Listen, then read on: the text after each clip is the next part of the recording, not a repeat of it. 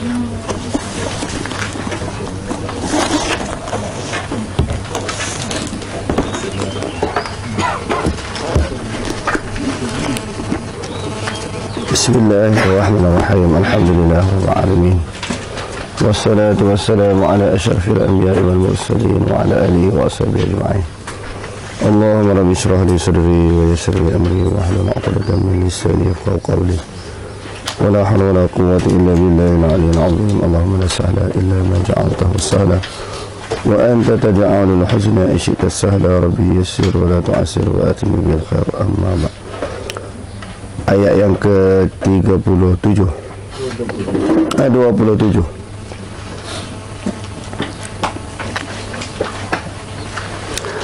Alladzina yanquduna ahdallahi min ba'di mitsaqih wa yaqta'una ma amara Allahu bihi an yusala wa yufsiduna fil ard. Ulaika humul khasirun. Alladzina, asalnya alladzani, alladzina. Alladzi maknanya seorang, maknanya yang menunjukkan seorang. Alladzi seorang, alladzani dua orang, alladzina jamak. Semua dengan makna yang. Dengan makna apa? Yang.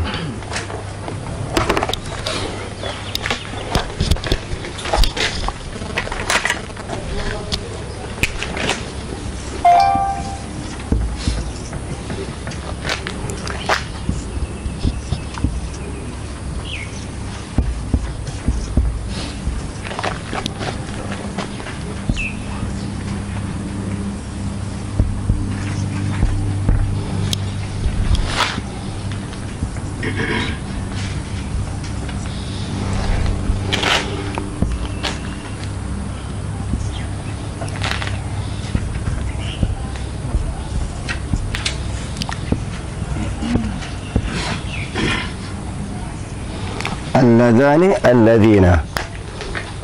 Ini menunjukkan ramai lah. Kalau alladzi maknanya seorang dengan makna yang. Alladzani dua orang, alladzina jamak ataupun ramai. Maknanya orang-orang yang. Kita terjemah dia apa dia? Orang-orang yang.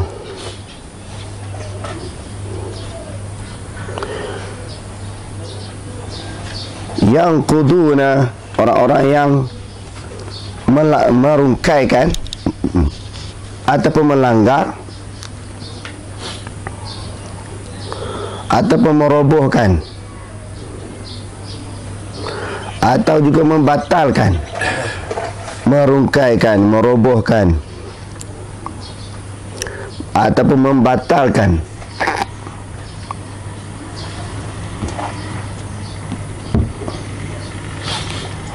orang-orang yang membatalkan ahdallah, ahda perjanjian. Ahdallah, perjanjian Allah. Orang-orang yang merungkaikan ataupun membatalkan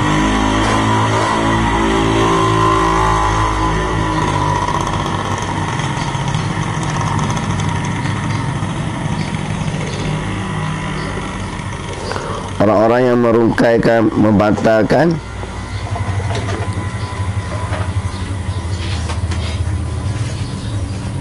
perjanjian Allah daripada ba'di setelah, daripada setelah.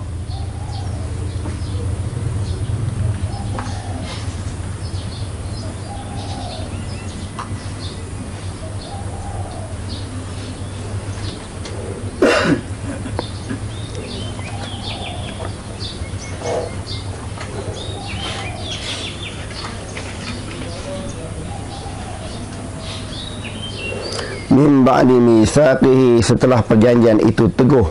Mitsaq, teguh maknanya kuat, lalu dirungkaikan,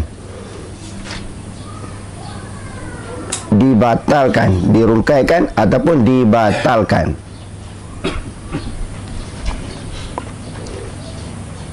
Wa yaqta'u, dan mereka memutuskan ataupun memotong. Qata'a yaqta'u ni memutuskan ataupun memotong. Dan mereka juga memutuskan dan ataupun memotong apa-apa ataupun sesuatu, sesuatu ataupun apa-apa, amara, sesuatu yang amara, yang telah diperintahkan,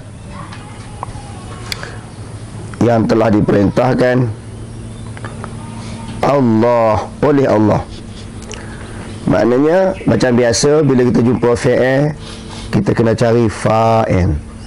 Fi'il maknanya perbuatan, fa'il si pelaku perbuatan. Amara ni memerintah. Siapa yang perintah? Allah. Maknanya Allah Ta'ala yang perintah.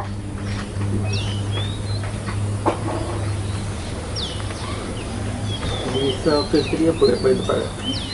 Misal kes tu yang paling tepat. Tepat tu maknanya perjanjian yang teguh. Diterjemah ke situ macam sumpah, perjanjian, macam-macam terjemah. Apa yang telah diterjemahkan dalam Quran tu dia dah ambil mafhum, nak bagi faham. Kita ambil kalimah yang asal tu apa makna? Ikut ayat Nah, dia ikut ayat.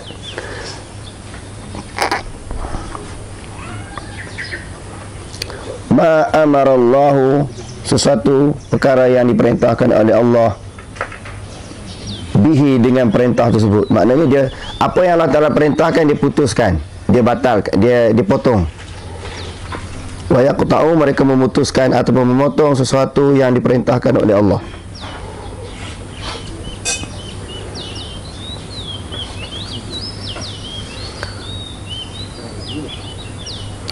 Ain, bahawa untuk yusala, untuk disambung ataupun untuk menyambung. Maknanya apa yang diperintahkan oleh Allah Ta'ala iaitu menyambung silaturahim. Yusala, menyambung silaturahim. Apa yang Allah Ta'ala perintahkan iaitu menyambung ataupun menghubungkan silaturahim. Lalu golongan ini memutuskan. Tadi mereka membatalkan perjanjian dengan Allah. Kesalahan pertama, membatalkan perjanjian dengan Allah. Yang keduanya, memutuskan apa yang telah diperintahkan oleh Allah. Apa yang diperintahkan oleh Allah Ta'ala, menghubungkan silaturahim. Tetapi mereka memutuskan silaturahim. Allah Ta'ala suka berhubung di antara satu sama lain, mereka memutuskan silaturahim.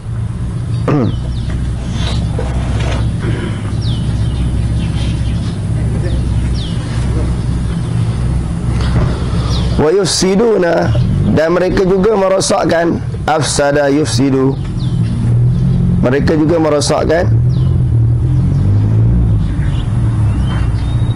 Fil ardi, pada muka bumi. Maknanya melakukan kerosakan di atas muka bumi.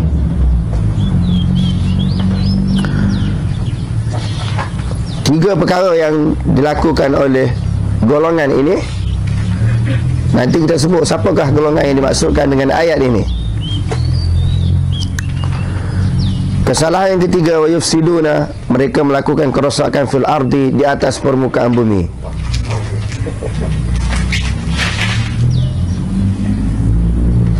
Ulaika, mereka itulah, mereka itu hum, mereka lah al-khasiruna, adalah orang-orang yang rugi.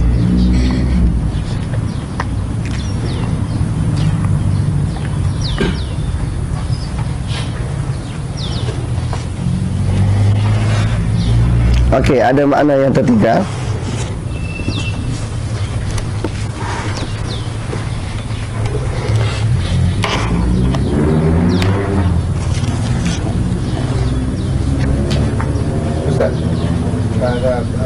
Yufsidu tu tadi Ustaz kata dia punya dia punya fi'il mudhari. Macam mana kita nak kenalkan daripada kalau apa yufsidu dia punya kan mubarak fasada daripada Fasada yafsudu. yafsidu. Yafsudu. Kalau apa ni Sidu. dah empat ada ya. Dia sulasi mazid biharfin. Nak kenal dia apa Cara dia. Cara dia. Alhamdulillah. Maknanya fi'il madhi ni dia ada mujarrad. Gimana? Mujarrad maknanya tidak bertambah. Fa'ala, daraba, hasuna, qatala, tak bertambah. Fi'il madhi sesuatu perbuatan yang menunjukkan telah berlalu. Telah yang lepas-lepas. Dia fi'il madhi ni dia dipanggil ada yang mujarrad. Dipanggil apa? Sulasi mujarrad. Sulasi mujarrad.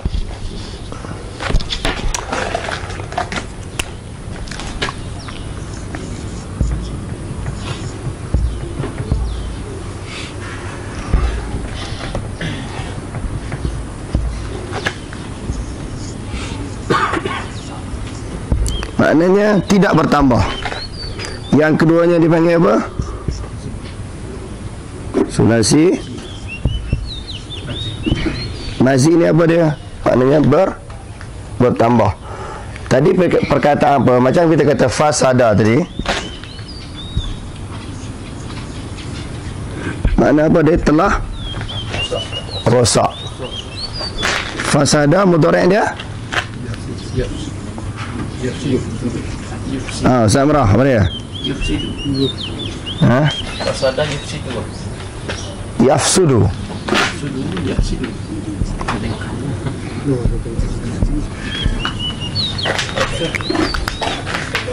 Dia yafsudu.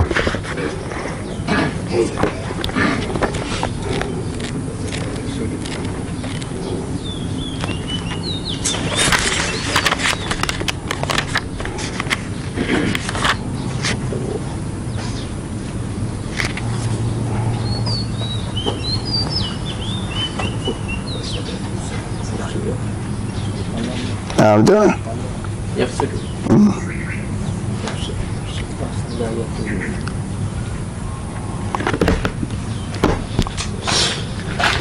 Satu lagi dia afsada.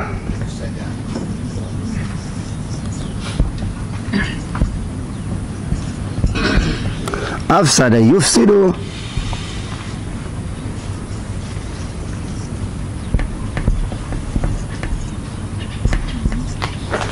Kalau fasada, dia menunjukkan rosak. Benda itu rosak. Kolam. Macam pen ni kita kata rosak. Dia yang rosak. Whiteboard ini rosak. Meja ini rosak. Maknanya dia sendiri yang rosak. Itu dengan perkataan fasada. Kalau kita kata afsada, sesuatu ataupun seseorang merosakkan benda lain. Pertamanya dia merosakkan sesuatu. Kalau fasada dia sendiri rosak. Benda itu rosak. Tapi afsada sesuatu ataupun seseorang dia merosakkan benda lain. Yang dimaksudkan ayat ini wa yufsiduna, golongan ini dia merosakkan benda lain. Wa yufsiduna fil ardi, mereka melakukan kerosakan di atas permukaan bumi. Maknanya mereka merosakkan, melakukan kerosakan. Maknanya daripada perkataan afsada lah. Afsada. Zahara al-fasadu fil barri wal bahri. Zahara al-fasadu fil barri wal bahri bima kasabat aydin nas. Maknanya zahara al-fasadu, benda itu sendiri rosak. Tapi kalau kita kata ifsad, maknanya kerosakan seseorang yang merosakkan yang lain. Maknanya golongan ini merosakkan sesuatu yang lain. Apa benda yang dia rosakkan? Apa yang ada di atas permukaan bumi.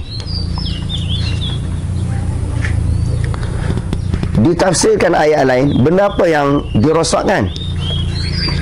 Wa minan nasi man yu'jibuka qawluhu fil hayati dunya wa yashhadu Allah ala ma fi qalbihi wa huwa aladdul khisam wa idza tawalla sa'a fil ardi liyufsida fiha wa yuhlikal hartha wan nasr. mereka membunuh, merosakkan tumbuh-tumbuhan, membunuh binatang. Itu di antara bentuk kerosakan. Maknanya kita ambil perkataannya, golongan ini sebahagian daripada mufassirin menyebut orang-orang Yahudi. Ada juga ulama tafsir menyebut golongan ini golongan munafik, kerana sesuai dengan ayat tadi. Dan orang Yahudi pun maknanya memanglah satu jenis kumpulan manusia yang suka melakukan kerosakan di atas muka bumi ini. Alladzina, orang-orang yang dia sifat bagi al-fasiqin, dia ada kaitan dengan ayat yang lalu. Innallaha la yastahi, sesungguhnya Allah Subhanahu wa taala tidak malu, tidak segan untuk mendatangkan perumpamaan, sesuatu perumpamaan sesuatu perumpamaan, apa-apa perumpamaan dan contoh Allah Ta'ala tak segan, tak malu nak buat contoh dalam Quran. Disebut angkabut, disebut apa dia zubab. Jadi orang kafir kata apakah tujuan Allah Ta'ala buat contoh ini? Jadi sebenarnya contoh-contoh tersebut tidak lain dan tidak bukan untuk memberi peringatan kepada manusia, nak bagi manusia berfikir. Contoh macam ni, Allah Ta'ala kata la sautul hamir, maknanya suara yang paling buruk sekali suara himar, maknanya rumah yang paling rapuh sekali rumah angkabut. Untuk manusia fikir dengan perumpamaan dan contoh-contoh tersebut. Bagi orang kafir, dia bila sebut benda-benda yang kecil ini dipelekehkan. Apa Quran ini cerita benda-benda, Allah Ta'ala ni cerita benda yang komai-komai ni, yang rendah-rendah. Jadi Allah Ta'ala jawab balik, lebih kecil daripada tu pun Allah Ta'ala boleh buat untuk memberi peringatan kepada manusia, pengajaran. Adapun orang-orang yang beriman, perumpamaan yang telah disebut oleh Allah Subhanahu wa Ta'ala itu, mereka mengetahui, mereka yakin perumpamaan itu memang benar daripada Allah Subhanahu wa Ta'ala. Adapun orang kafir, mereka kata, madza aradallahu bihadza masalah, apakah tujuan Allah Subhanahu wa Ta'ala menjadikan contoh ini? Apa kepentingan, apa keperluan, apa perlunya Allah Ta'ala buat contoh benda-benda ni tadi? Tadi dah kita sebut tujuannya untuk manusia berfikir. Afala yanzuruna ilal ibili kaifa khuliqat, mengapa mereka tidak memerhatikan? Sebab tu tengok sesuatu kejadian alam ni, bukan tengok dengan mata saja. Dia kata nazara yanzuru, perhati. Afala yatadabbaruna al-Qur'ana, disebut tadabbur, hayati. Kalau baca, tengok begitu. Kalau orang Islam pun baca, tengok sepintas lalu, dia tak faham apa maksud, apa murad kehendak daripada ayat. Apatah lagi orang kafir. Kalau orang Islam sendiri pun dia baca sekadar dia baca, tak dapat pahala saja. Dia tak akan dapat pengajaran daripada Al-Quran, peringatan. Dia tidak akan tersentuh hati dia bila baca Quran. Bila dia baca begitu saja. Apatah lagi orang kafir. Sebab tu baca dengan tadabbur.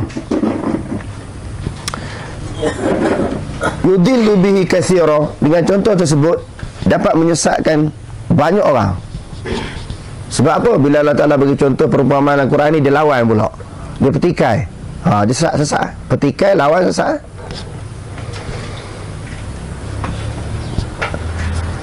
Wa yahdi bihi katsira, dan juga dengan contoh perumpamaan tersebut memberi petunjuk banyak orang. Banyak orang dapat hidayah, petunjuk daripada contoh-contoh perumpamaan yang disebut oleh Allah Ta'ala dalam Quran. Orang kafir baca Quran ni, bila dia hayati, dia tadaburkan, dia boleh masuk Islam. Sayyidina Umar, sirah dia masyhur kan, bila dia baca Quran, dia boleh masuk Islam. Sebab itu orang Islam ni, bila ada peluang bersembang dengan orang kafir, kena baca Quran. Ada satu ketika dulu, ada seorang tokoh, seorang individu, dia kata bila ceramah ni depan orang kafir, dia nak baca Quran. Orang kafir takut. Tak betul. Sebab Quran kata, wa in ahadun minal musyrikin istajaraka fa'ajirhu hatta yasma'a kalam Allah. Bila orang kafir minta pertolongan, kamu berkesempatan berdepan dengan mereka. Baca kalam Allah Ta'ala. Baca Quran. Quran ini petunjuk. Sayyidina Umar baca Quran bila masuk Islam. Ni kita ni pelik. Dia baca Quran takut orang kafir lari. Takut orang kafir marah. Dah. Quran ni bukan ayat kita. Dia kalamullah. Dia penyejuk, penawar, pengubat. Apa nak takut? Jadi dia kata dapat memberi petunjuk kebanyakan manusia. Dan tidaklah yang sesat itu dan tidak wa ma yudillu bihi, tidaklah Allah Ta'ala menyesatkan. Adalla yudillu, tidaklah Allah Subhanahu wa Ta'ala menyesatkan bihi dengan perumpamaan illal fasiqin. Allah Ta'ala buat contoh perumpamaan ini, ada hak dapat petunjuk, ada suatu golongan yang sesat. Yang Allah Ta'ala bagi dia sesat tu orang yang fasik. Kalau orang beriman, Allah Ta'ala bagi hidayah dengan perumpamaan dan contoh tadi. Jadi di sini orang fasik tu siapa? Tengok uslub Al-Quran. Fasik Allah Ta'ala sebut siapa fasik. Kalau kafir, siapa kafir. Zalim, siapa zalim. Allah Ta'ala akan cerita ciri-ciri sifat-sifat dia. Ciri orang yang fasik ini, alladzina yanquduna ahdallah, iaitu satu golongan yang telah merungkaikan perjanjian dengan Allah setelah perjanjian itu kukuh. Ini orang yang fasik. Apa yang mereka janji dengan Allah Subhanahu wa Ta'ala. Sebab itu ada sebahagian ulama tafsir menyebut ini orang-orang Yahudi. Dia kata ay yang quduna ma ahdallah ma ahidahu ilaihim fil kutubis samawiyati, iaitu mereka telah merungkaikan perjanjian dengan kitab-kitab yang diturunkan daripada langit. Taurat, Injil ni Allah Ta'ala turunkan, mereka tak percaya, mereka tolak. Ini memang Yahudi Nasrani lah, ahlul kitab. Apa yang Allah Subhanahu wa Ta'ala berjanji dengan mereka di dalam Taurat dan Injil, di antaranya hukum syariat yang ada dalam kitab itu, khudhu ma atainakum biquwah, khudhu ma atainakum biquwah, kamu ambillah, peganglah ayat tersebut, hukum hakam tersebut yang ada di dalam Taurat dengan Injil dengan bersungguh-sungguh, biquwatin, dengan kuat, dengan bersungguh-sungguh. Maknanya pegang sungguh ayat-ayat Allah, firman-firman Allah Ta'ala yang ada di dalam Taurat dan Injil. Tetapi mereka ini berjanji betul. Wa rafa'na fawqakumut tur, mula-mula mereka berjanji dengan Allah Ta'ala. Allah Ta'ala letakkan gunung di atas mereka, bukit Tursina atas kepala. Okey, nak ikut tak nak ikut Taurat ni? Okey. Setelah berlaku je sahaja perjanjian itu dengan Allah Ta'ala, terus dilanggar, terus dirungkaikan, bukan tunggu masa yang panjang. Sebab dalam Quran kata min ba'di mitsaqih. Min ini maknanya daripada permulaan. Berlaku sahaja perjanjian, maka terus mereka lawan. Itu maksud. Min maknanya ibtida'il ghayah. Permulaan sesuatu perkara. Maknanya setelah berjanji, masa mula-mula tu dah lawan. Bukan tunggu masa panjang. Bukan kata tunggu sebulan, 2 bulan, setahun, 2 tahun baru dia lawan perjanjian dengan Allah Ta'ala. Dia rungkaikan, dia langgar perjanjian dengan Allah Ta'ala. Setelah berlakunya perjanjian dengan Allah Ta'ala, terus lawan. Dia perangai kafir Yahudi Nasrani ni. Terus lawan. Dia tak tunggu panjang, tak tunggu masa lama. Janji tu memang dah ada rancangan. Dah ada niat, ada rancangan nak lawan. Apa heran buat perjanjian dengan Palestin, tak nak serang. Dalam masa mereka duk runding, pemimpin-pemimpin mereka duk runding di meja rundingan dengan pemimpin Palestin, hak tentera duk sembelih orang, duk tembak orang. Dalam bilik, dalam mesyuarat, orang duk bincang, kita nak kena begini. Letak senjata, kena berdamai dalam tempoh beberapa masa, beberapa tahun. Hak sana duk sembelih. Tak usah pelik. Ni hak janji dengan Allah Ta'ala ni, lawan. Hak janji dengan manusia lari, Yahudi Khaybar dan sebahagian Yahudi yang lain yang berada di zaman Nabi SAW. Janji dengan Rasulullah ni cerdik pentadbiran pemerintahan politik dia. Bila dia merintah, dibuat perjanjian-perjanjian dengan kabilah-kabilah Arab. Orang Yahudi. Kita ni orang Madinah, dia kata Rasulullah dinisbahkan walaupun lahir di Mekah, dah dianggap macam negara dia sebab dia memimpin Mekah. Jadi segala penduduk Madinah ni kena mempertahankan negara Madinah ni sebagai tanah air dia, tanah darah tumpah dia. Maknanya kalau ada serangan musuh daripada luar, kita sama-samalah kena bergotong royong, bersatu padu. Jangan kita kena pertahankan negara kita ni diserang oleh musuh-musuh luar. Yahudi kata okey, bagus. Sebab masa tu dia tak boleh lawan. Dia tengok sokongan kepada Rasulullah tu ramai. Tetapi di dalam peperangan Ahzab, bila ada orang Yahudi luar nak buat kucak-kacir negara Madinah ni, nak bunuh Rasulullah, nak serang negara Madinah, Yahudi dalaman bersatu padu dengan Yahudi luar lawan Rasulullah.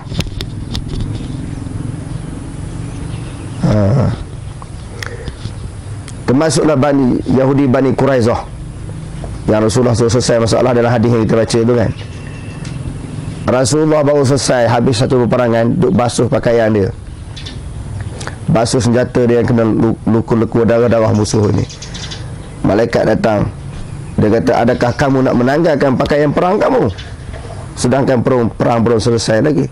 So Rasulullah utuskan sahabat, beberapa orang selesaikan masalah dengan Yahudi ni.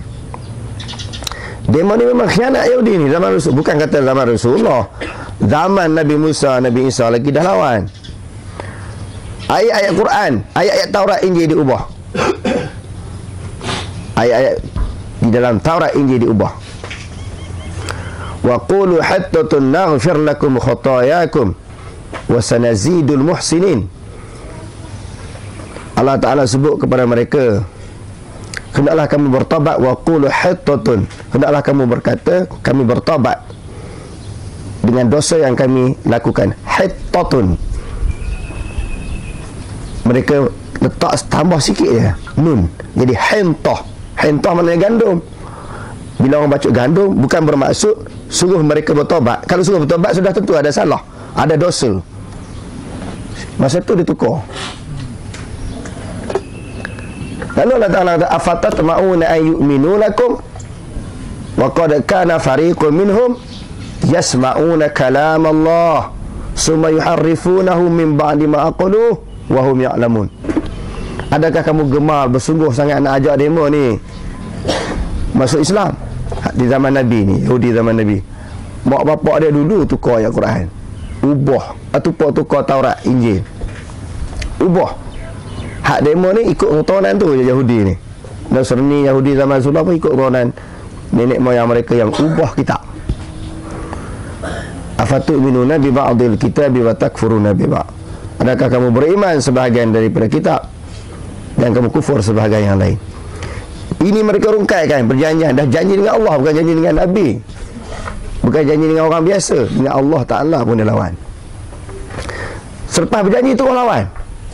Punya dahsyat orang Yahudi ni. Setelah berjanji tu orang lawan. Di antara apa kita sebut tadi, kesalahannya merungkaikan perjanjian dengan Allah selepas perjanjian itu teguh ataupun kukuh. Dan yang kedua, memutuskan silaturahim. Wa yaqta'una ma amara Allah bihi ay yusala. Mereka memutuskan sesuatu yang diperintahkan oleh Allah. Apakah sesuatu yang diperintahkan oleh Allah? Allah Subhanahu wa Ta'ala memerintahkan supaya manusia menghubungkan silaturahim di antara satu sama lain. Jangan berkelahi, berbalah, bertelingkah di antara satu sama lain, khususnya sesama orang Islam. Wa kunu ibadallahi ikhwana. Nabi SAW bersabda, jadilah kamu sebagai hamba-hamba Allah Subhanahu wa Ta'ala yang bersaudara. Orang pokok ni dia lawan, dia suka mengucap-ngacirkan dunia, memecah belahkan masyarakat. Kesalahan yang ketiga, wa yufsiduna fil ard. Mereka suka melakukan kerosakan atas muka bumi ini, buat senjata-senjata canggih untuk merosakkan alam. Dia buat senjata apa? Senjata canggih ni untuk lawan musuh, memusnahkan muka bumi Allah Ta'ala, buat nuklear dan sebagainya, berbagai-bagai bentuk jenis senjata canggih ini. untuk serang manusia. Bukan sahaja orang Islam, Yahudi ni, selain daripada orang Islam pun dia bantai juga. Selain daripada bangsa puak Yahudi memang dia lawan. Sebab itu Yahudi, Nasrani ni tidak digemari bukan saja oleh orang Islam, bahkan oleh semua bangsa dan umat di dalam dunia ini. Kejahatan dia terlalu jelas dan terang, sebagaimana yang Allah Ta'ala sebut dalam Al-Quran.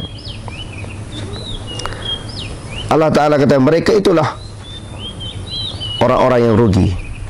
Rugi di sini berada di dalam neraka bersama dengan orang kafir. Mereka ni dah kafir dah.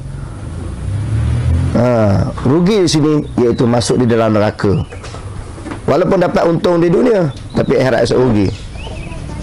Sebab itu banyak ayat-ayat yang Allah Ta'ala sebut wala tashtaru bi ayatillahi samanan qalila, ataupun wala tashtaru bi ayati samanan qalila. Banyak ayat menyebut dengan jual agama Allah.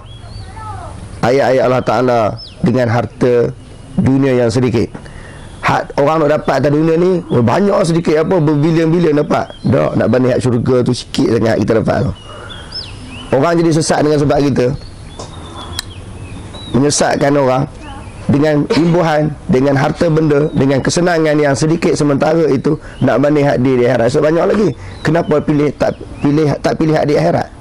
Ambil hak sikit atas dunia ni. Jadi ini kerja buat orang-orang yang di atas dunia ini untuk menyesatkan manusia. Ayat ini juga banyak yang menyebut jual agama, jual ayat ini orang Yahudi. Lepas tu Allah Ta'ala juga sebut dalam ayat yang lain orang Yahudi ni, innal ladzina yaktumuna ma anzalna minal bayyinati wal huda min ba'di ma bayyanahu lin-nasi fil kitab ulaika yal'anuhumullah wa yal'anuhumul la'inun. Dalam ayat yang lain, innal ladzina yaktumuna ma anzalallahu minal kitabi wa yashtaruna bihi samanan qalila. Jadi semua ayat-ayat ini turun kepada Yahudi untuk memberi peringatan, pengajaran kepada kita orang Islam ni. Bukan maknanya untuk orang Yahudi saja ataupun kafir Mekah saja. Semua nak bagi peringatan untuk orang Islam seluruhnya. Wallahu a'lam. Ada soalan? Ustaz, ayat lagi yang kuduna, dia ada kaitan alastu bi rabbikum ke? Mana? Ayat kalau ikut tidak. Tak ada kaitan. Yang tu ayat Al-Ruh. Walaupun perjanjian. Perjanjian juga. Dia tak ada kaitan. Di segi umumnya faham macam itulah. Al-ibratu bi umumin lafzi la bi khususis sabab. Termasuk secara umum. Secara umum termasuk, tetapi secara khusus tidak termasuk. Tafsiran dia tak termasuk. Secara masuk secara umum. Secara umum dikira. Dikira. Secara khususnya maknanya orang Yahudi yang betul-betul berjanji dengan Allah Ta'ala. Bukan di alam roh, tetapi di alam dunia ini. Okey, ada soalan?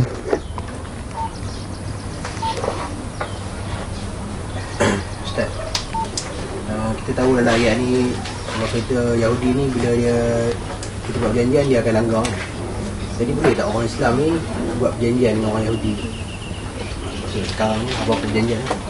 Untuk kepentingan agama khususnya, kepentingan dunia, kepentingan manusia boleh perjanjian walaupun kita tahu dia akan mungkiri. Kalau tak berjanji langsung, sekurang-kurangnya beberapa tempoh yang sekat itu dia tidak memusuhi, tidak menyerang orang Islam. Di situ maknanya harus berjanjian dengan orang Yahudi ni. Rasulullah pun pernah buat walaupun tahu dah kelentong, tipu, tapi sekurang-kurangnya dalam tempoh perjanjian yang masa yang singkat itu mereka patuhi.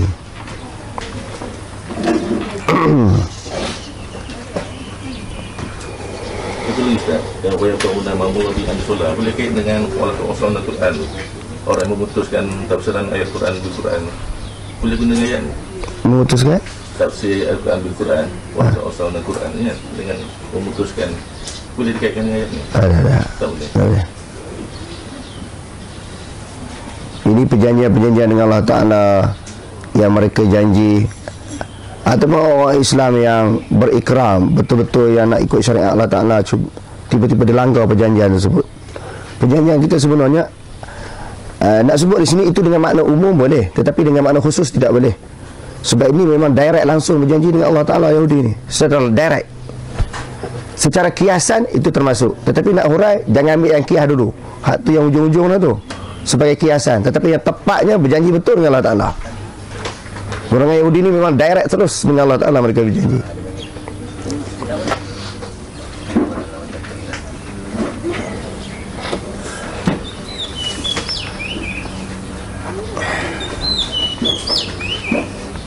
apa yang lawatan ke Iran tu dekat duit? Ini satu pengumuman lawatan ke Iran ni maksudnya ada beberapa orang Maulana di Pakistan. Sebahagian daripada Maulana ini saya kenal lah, Maulana Salimullah Khan, pengurusi Wifaq Madaris Pakistan, maknanya pengurusi guru-guru pondok di Pakistan. Dia orang Karachi, duduk Karachi, pengurusi guru-guru pondok. Maknanya semua Maulana di Pakistan ni mufti besar mana pun nak bawa dia seorang. Dan juga Wali Khan pun saya kenal. Mereka ni nak ambil pandangan yang lebih jelas dan tepat lah tentang kedudukan Iran ni. Dikatakan orang Iran ni dibenarkan untuk disebarkan mazhab Sunni, dan mazhab yang empat ni disebarkan. Dia orang nak ambil kepastian. Dia dapat maklumat Iran ni tak betul macam tu. Dia banyak bunuh orang Sunni, tekan orang Sunni. Bila pergi-pergi sungguh, realiti yang berlaku memang betul. Macam negeri-negeri ataupun wilayah-wilayah yang diduduki oleh majoriti orang Sunni seperti Balochistan yang sempadan dengan Iran, kemudahan gas dia tak bagi, tempat-tempat lain tempat dia bagi. Dia dah telah berjanji dengan kerajaan Pakistan macam tu, maknanya nak bagi kemudahan gas, air, elektrik dan sebagainya. Tetapi tempat Sunni memang dia tak salurkan bantuan tersebut. Bahkan mula-mula yang ni yang tak ada dalam ni lah, mula-mula Khomeini naik memang bunuh banyak ulama Sunni. Tuan-tuan boleh baca sini. Walaupun dulu ada buat Darut Takrib, satu alitan kuasa untuk mendekatkan Sunni dengan Syiah yang dipengusikan oleh beberapa ulama Azhar termasuk Syekh Qadawi sendiri. Untuk tidak orang Islam ni jadi berbalah di antara satu sama lain, masih baik sangka dengan Iran. Lalu mereka cadangkan supaya di Azhar diajar mazhab Ja'fari ataupun Syiah. Universiti Azhar ajar. Lepas tu permintaan daripada ulama Sunni pula diajar maknanya mazhab Sunni di Iran. Orang dia kata okey, bila pergi tak ada satu kitab yang diajar, tidak ada ulama Sunni yang dibenarkan mengajar di universiti yang dikuasai oleh Syiah. Nak mengajar Sunni ni secara tersembunyi. Maknanya semua Iran ni menipu. Balik daripada lawatan inilah ulama ni buat pendedahan di dalam risalah ini. Adik-adik Yahudi. Adik-adik Yahudi ke? Jadi orang Malaysia ni jangan terpercaya dengan Iran ni menipu. Jadi dia orang pergi tengok sendiri. Lepas tu bila dia cakap tu, dia orang nak jumpa ulama Sunni, nak jumpa universiti yang diajar mazhab Sunni, dia kona je tipu. Seminggu lebih duduk ni dia tak bagi jumpa. Dia tak bagi jumpa pelajar-pelajar Sunni ni, takut pecah rahsia. Dia orang ni memang sorok maklumat dalaman. Jadi kalau kata Iran ni betul pegang pada Islam, memang dia tidak takut lah orang nak siasat. Dia bila orang nak pergi siasat, nak tanya betul-betul, dia takut. Dia banyak maknanya kona. Jadi maklumat ni tuan-tuan boleh dapat dalam risalah ini.